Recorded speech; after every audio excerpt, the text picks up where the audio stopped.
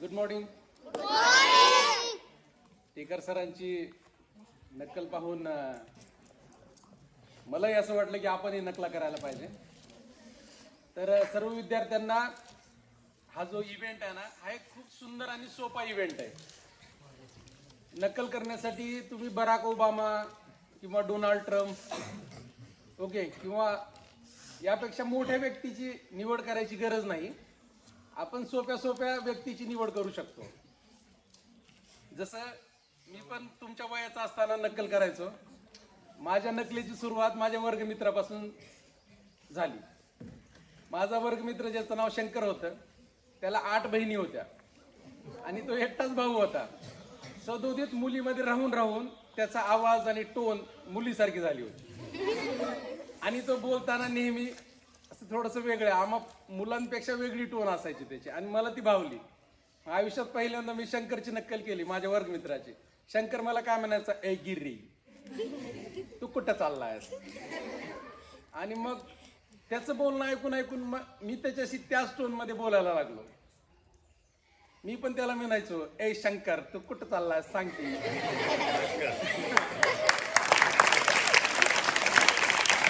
आणि तिथून नकलाला सुरुवात झाली. शंकरने माझी तक्रार त्याच्या दिदीकडे गेली. त्याची दिदी म्हणजे आमच्या सगळ्यांची सिनियर होती. आणि मग त्याच्या दिदीने त्याला सांगितलं की तू पण काय कर, त्याची नक्कल कर, म्हणजे तो तुझी नक्कल करणार नाही. आणि मग शंकराला दुसऱ्या दिवशी माझी टोन करायचा प्रयत्न केला, पण त्याला जमलं नाही. तिसऱ्या दिवशी परत दिदीला जाऊन सांगितलं. दिदीने सांगितलं तू त्याला असं म्हण की जो नक्कल करतो त्याला अक्कल नसते, असं म्हण म्हणजे तू तुझी नक्कल करणं थांबवेल. आणि मग शंकर आला माझ्याकडे. हे वाक्य मला आधीच माहिती झालं होतं. आणि मग मी शंकर आल्याबरोबर शंकरला म्हणालो, शंकर जे नक्कल करते त्याला अक्कल नसते. शंकर म्हणला, हे वाक्य तुला कसं कळालं. मी म्हणलं तू काय बोलणार आहे ते सगळंच मला कळतं. आणि मग तिथून असं म्हणजे आवाजाला सुरुवात झाली. कॉलेज जीवनामध्ये पण मी प्राध्यापक लोकांच्या नकला करायचो. आमचे इतिहास विषयाचे शिक्षक होते, ते नेहमी ऐतिहासिक भाषेमध्ये बोलायचे. साध्या साध्या गोष्टी पण ऐतिहासिक भाषेमध्ये. उदाहरणार्थ म्हणजे इतिहासामध्ये शिवाजी महाराजांनी त्यांच्या भावाला व्यंकोजी राजेला एक पत्र लिहिलं होतं. त्या पत्राचा उल्लेख असा होता की तुम्ही कोण राजे, तुम्ही कधीपासून स्वतःला राजे म्हणवता, अरे खरे राजे आम्ही, असं त्याचा उल्लेख. मग ते इतिहास शिकवताना तसंच शिकवायचे. नॉर्मल बोलताना पण मगरे सर, त्यांचं प्राध्यापक मगरे सर नाव होतं, तर नॉर्मली पण ते तसंच बोलायचे. आता सकाळी उठून कॉलेजला आलो असं म्हणायचं असलं तरी ते ऐतिहासिक भाषेमध्ये बोल.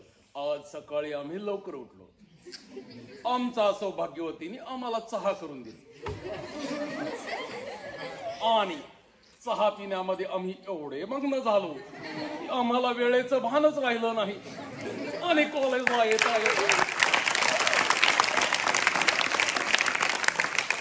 कॉलेजच्या प्राध्यापिका होत्या, प्राध्यापिका कोरे मॅडम.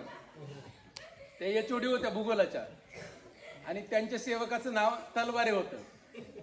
मॅडमच्या गैरहजेरीमध्ये मी त्यांच्या विभागात जायचो. तलवारीची केबिन बाजूला होती आणि मी मोठ्या आवाजात तलवारीचं नाव घ्यायचो.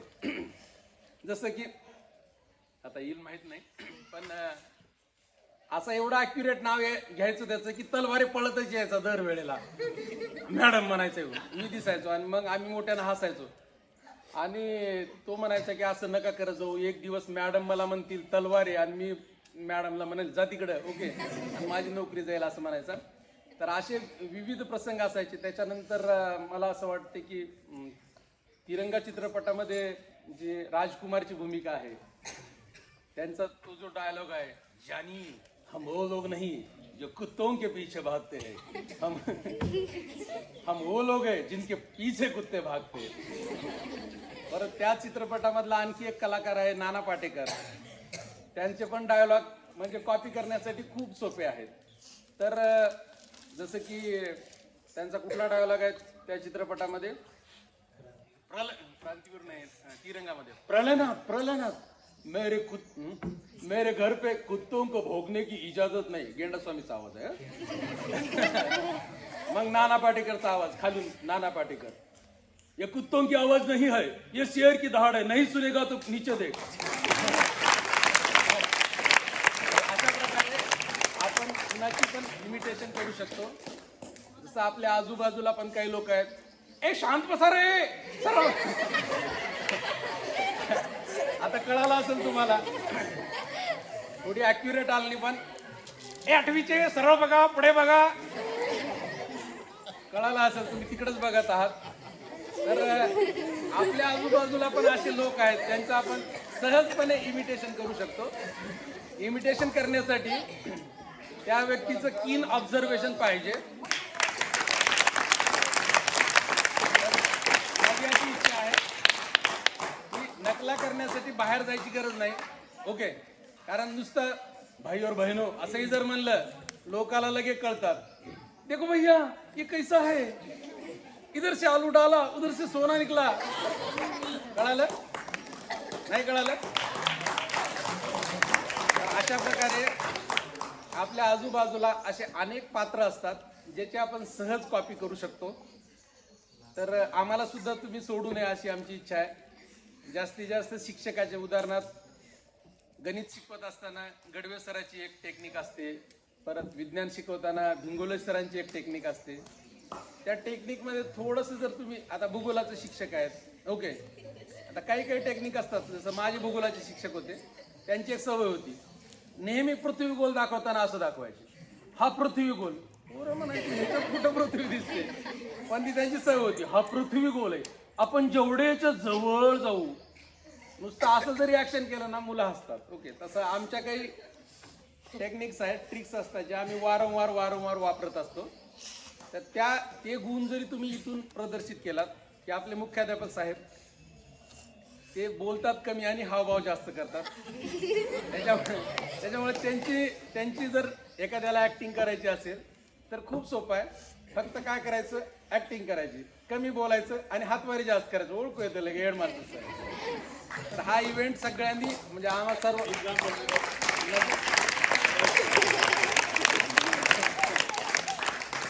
तर हे बघा, आता आम्ही एकमेकांच्या केल्या तर तो व्यंग असू शकतो, होऊ शकतो, पण तुम्ही केलात तर ती एक कला होऊ शकते. म्हणून सर्व विद्यार्थ्यांनी आमचे जे काही टॅक्टिक्स आहेत जे आम्ही वारंवार वापरत असतो ते इथे येऊन प्रदर्शित करायचे.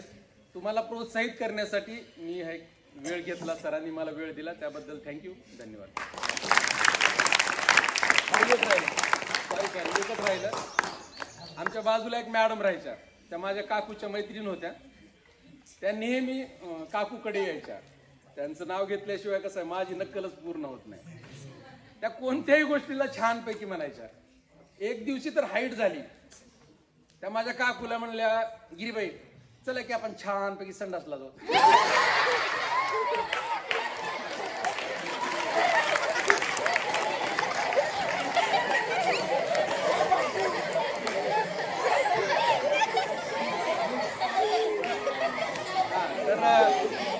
काकूच्या ऐका ना काकूची मैत्रीण असल्यामुळं काकूची मैत्रीण असल्यामुळं माझ्यावर तर एवढा जीव होता त्या काकूच्या मैत्रिणीचा की मला कुठेही भेटलं की एवढ्या आवडीनं बोलायच्या. लोकांना वाटायचं हीच काकू आहे का याची, एवढ्या आवडीनं. ए संतोष कुठं चाललास रे, तू कसा अभ्यास करलास असं म्हणून प्रत्येक कोण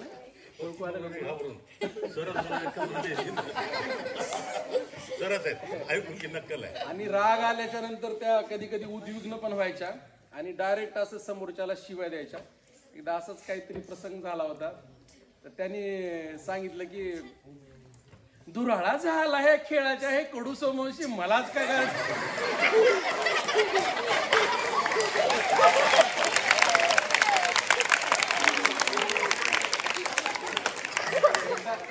एकदाचा तर असा प्रसंग होता की म्हणजे उद्देशून बोलायच्या मुलींना वगैरे. एकदा रायगडावर गेल्याच्या नंतर असं मुली कुठेतरी त्यांना दिसल्या, ओके, आणि मी रस्त्याने जात होतो. तेवढ्यात त्यांनी आवाज देऊन मुलीला मोठ्याने सांगितलं, ए मुलींनो गिरी सर आले ग. असं एक त्यांचं एक वेगळी टोन होती. तर अशा प्रकारची टोन तुम्ही कॉपी करू शकतात. ओके, ह्या जेवढ्या लोकांच्या आवाज काढले त्याच्यामध्ये म्हणजे माझे वडील पण आहेत. माझे वडील गाईला म्हशीला बोलतात. ओके, गाईला म्हशीला कावळ्यांना ओके शिवाय देतात सकाळी. म्हणजे म्हशीला ते जे मुसरे ठेवतो की नाही आपण ते येऊन कावळे खातात. मग वडील त्या कावळ्यांना शिवा देतात. तर मग त्यांची पण एक म्हणजे विशिष्ट प्रकारची टोन आहे. आता आमच्या गावाकडची टोन आहे. एवढी वर्ष झालं गाव सोडून, पण आजही गावात गेल्याच्या नंतर गावचे लोक मला लगेच आत्मसात करतात. कारण आमच्या गावाकडची जी टोन आहे ना, तो शेवटचा जो स्वर असतो तो लांब करतात. ती मला टेक्निक माहिती आहे. मी 10 वर्ष जरी गावाच्या बाहेर राहिलो आणि 10 वर्षानंतर गावात गेलो की मी लगेच गावातल्या माणसासारखा बोलतो. जसं मला गावामध्ये कोणी संतोष म्हणत नाही.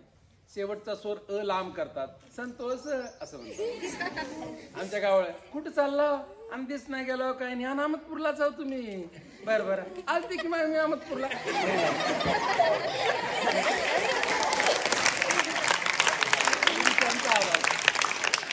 आमच्या शेजारच्या काकू आहेत त्या खूप फॅशनेबल आहेत. तर त्यांची एक टेक्निक आहे.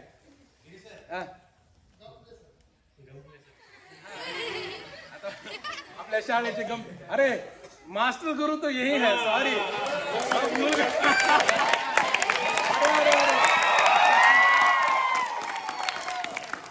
मैं मेरे आका मेरे गुरु को भूल ही गया. सॉरी लय मोठी मिस्टेक झाली. मी खूप वेळ घेतला तुमचा. ऍक्च्युअल मध्ये मला एवढा वेळ घ्यायचा अधिकारच नाही. कारण आमचे सर्वांचे महागुरु इथं आहेत. ओके.